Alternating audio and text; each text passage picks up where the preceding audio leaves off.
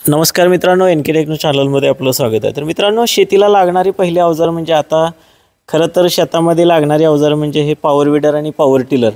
तर आज बरेच शेतकरी मित्रमंडळ आपल्याकडे आलेले आहे आणि त्यांनी आपल्याकडून पॉवर विडर काही पॉवर विडरची काय अवजारं अशी वेगवेगळी व्हरायटीमध्ये काही शेतकरी त्यांचं नाव पण जाणून घेणार आहे. आपण कुठून आलेत, काय आणि शेतीची काय गरज पडायला लागली आता मशिनरीमध्ये हे पण जाणून घेऊ. सर्वप्रथम आपलं नाव सांगा. सदाशिव आनंद मासाळ, गाव आशांत, तालुका जिल्हा सांगली. त्यांच्या मुलाचं पण नाव जाणून घेऊ.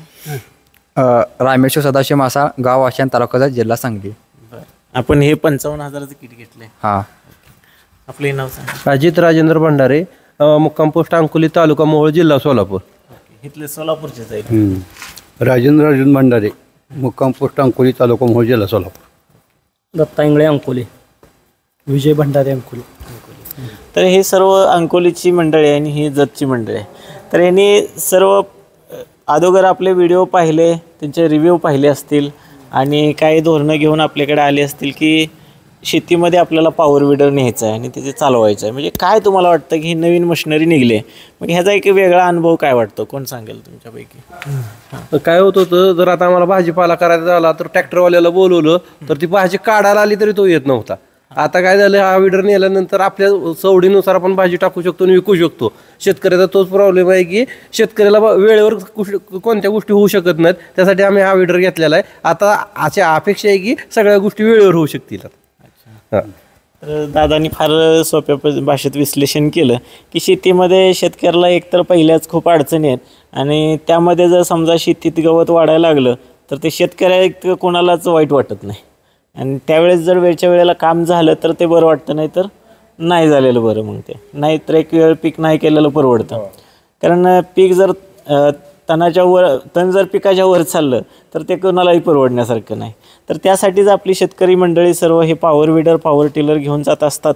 आणि तुम्ही कशामध्ये वापरणार आहे दादांकडून जाणून आम्ही काय हे कोळो पण ही काय म्हणते त्याला, कोळपणी कोळपणी. तुमच्याकडे जास्त शेती काय आहे प्रमाणात? शेती आमच्याकडं काय मका, परत ज्वारी, मक्का, हां, हरभरा असेल, हरभरा, म्हणजे इतर पिकासाठी, कोळपणीसाठी, कुळवणीसाठी. त्यांचं तसं काय जास्त मोठं लांब अंतर नाही जात, म्हणजे काय तसं एवढं जास्त नाही. जास्त पिकं तुमच्याकडे आपल्यासारखीच आहे. आपल्यासारखी तुमच्या. ओके. आपल्याकडे काय पिकं असतात? आमच्याकडे बाग आहे, त्या बागा डाळिंबीचे आहे, डाळिंब आहे, लिंबू आहे. डाळिंब आहे, लिंबू आहे. मग आता लिंबूमध्येच हे सगळ्या रोटरायसाठी घेतलं. लिंबूच्या बुडामध्ये रोटरण्यासाठी किंवा खुरपण्यासाठी कोण मजूर जाऊ शकत नाही, कारण लिंबाला काटा असते आणि त्यामुळं मशिनीनं तुम्ही करायचं नियोजन केलं. अजून काय कशामध्ये वापरणार आहे? भाजीपाल्याला. तर इथं आल्यानंतर काय तुम्हाला विशेष बघायला भेटलं? माझ्या मते मी आल्यानंतर मला असं वायबल झाल्यासारखं वाटलं होतं की याच्या किमती किती असतील. इथली गर्दी वगैरे सगळी पाहून मला असं वाटायला लागलं आज आपण घेऊन जातो ना. मी सकाळी 11 वाजता आलोय, आता संध्याकाळच्या 5 वाजून गेलेत, तरी पण मी हा विडर घेण्यासाठी थांबलो. का तर मला ती गरज आहे आणि माझ्या अपेक्षेपेक्षा मला तो स्वस्त मिळाला. ही सगळ्यात मोठी आनंदाची बातमी आहे, कारण मी अपेक्षा केली ती त्यापेक्षा पण तो स्वस्त मिळाला. कारण यांच्या रील्स बघितल्या होत्या, रील्स बघितल्यात ना, जसे त्या रील्समध्ये काय ज्या गोष्टी शेअर केल्या जातात त्याच्यापेक्षा त्याच लेवलनं आपल्याला तो विडर दिला आहे. त्याबद्दल मी नवक्रांतीचं धन्यवाद मानतो सर. धन्यवाद. तर मित्रांनो बघा, हे जे पॉवर विडर, पॉवर टिलर आपल्याकडे भरपूर अनेक व्हरायटीचे. काही शेतकरी मित्र म्हणत असतील की भेटतात का नाही, देतात का नाही, एवढ्या कमी किमतीमध्ये सांगतात. बरेच आम्हालाही दादा म्हणले तसे प्रश्न पडतात.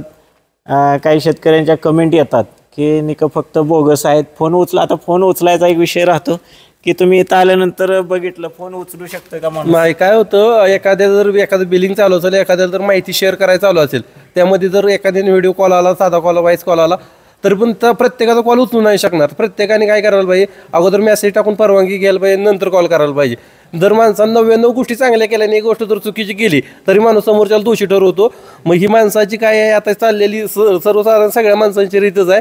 त्यामुळे प्रत्येकाने काय करायला पाहिजे, स्वतः आधी मेसेज टाकून त्यांचा वेळ घ्यायला पाहिजे, नंतर कॉल करायला पाहिजे. दिवसभर यांचं शेड्यूल पूर्ण बिझी असतं, त्या शेड्यूलमधून त्यांना कॉल घेणं शक्यच नाही. कारण मी त्यांच्या 7 नंबरवर कॉल केला होता, पण डायरेक्ट मी इथं शॉपला येऊन व्हिजिट देऊन ते माझ्यासाठी जे लागणार टूल्स आहे मी ते हे घेतलेलं आहे.